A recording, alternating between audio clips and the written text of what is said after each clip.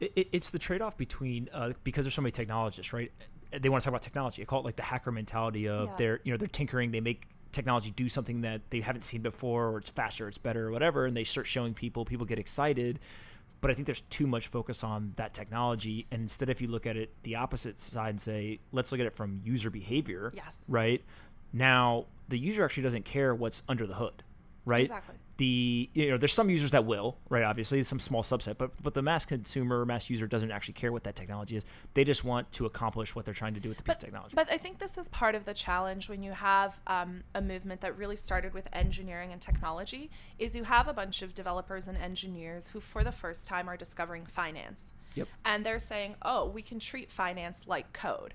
And there's an input, and then there's a contract, and then there's output.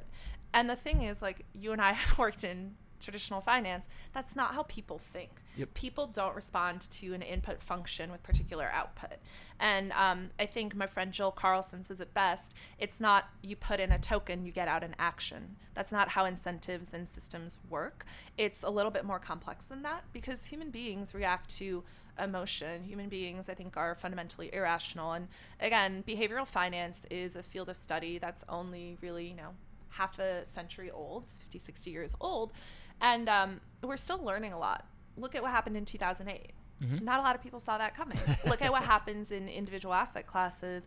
We have all these great ideas, and what we see is the breakdown of markets. Look at the equities market right now. Look at the FANGs, right? Absolutely.